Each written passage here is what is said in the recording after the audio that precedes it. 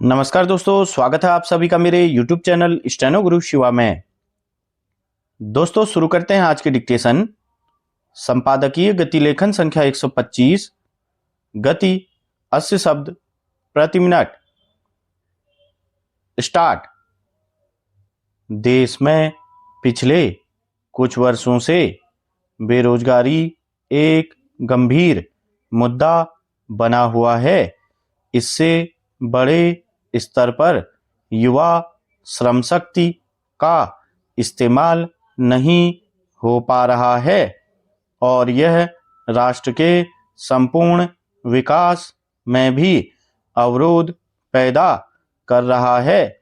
किसी भी अर्थव्यवस्था को तभी संतुलित माना जाता है जब उसमें आर्थिक विकास के साथ साथ रोजगार के नए अवसर भी सृजित होते हों। ग्रामीण और शहरी क्षेत्रों में कुल कार्यबल तथा जनसंख्या के लिहाज से भारत दुनिया का सबसे बड़ा देश है। यहाँ युवाओं की आबादी अन्य देशों की तुलना में अधिक है, मगर इस कार्यबल को व्यापक रूप से राष्ट्र के निर्माण में भागीदारी के समान अवसर नहीं मिल पा रहे हैं। इसका आकलन केंद्रीय सांख्यिकी एवं कार्यक्रम क्रियान्वयन मंत्रालय की ओर से जारी रिपोर्ट से किया जा सकता है।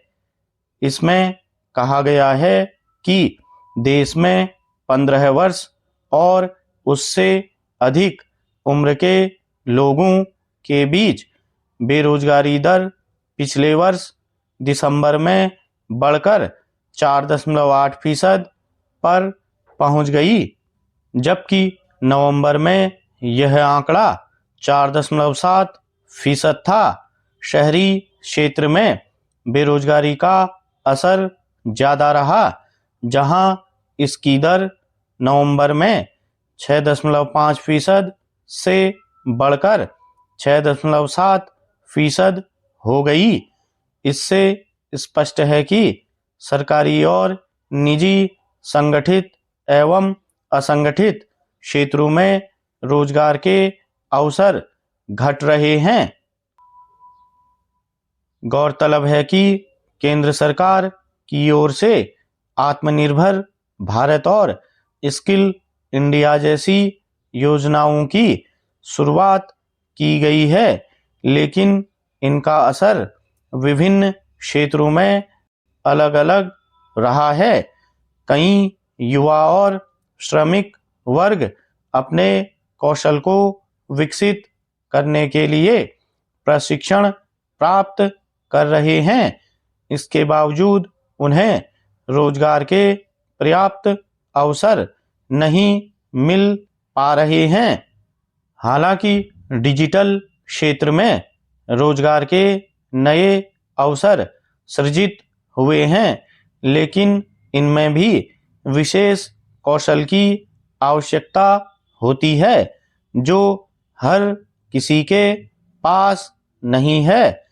इसके अलावा सरकारी भर्ती प्रक्रियाओं में देरी और परीक्षा प्रणाली के मुद्दे भी रोजगार हासिल करने के समान अवसरों को प्रभावित करते हैं।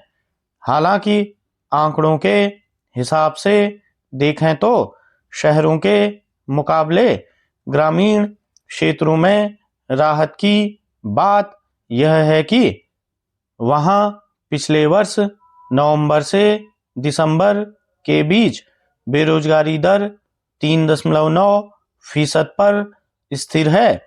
दरअसल किसी भी देश में संपूर्ण आर्थिक विकास तभी संभव हो पाता है जब सकल घरेलू उत्पाद में वृद्धि हो, प्रति व्यक्ति आय में बढ़ोतरी तथा गरीबी, भुखमरी और सामाजिक असमानता में कमी आए तथा रोजगार की उपलब्धता और प्रति व्यक्ति खुशहाली हो।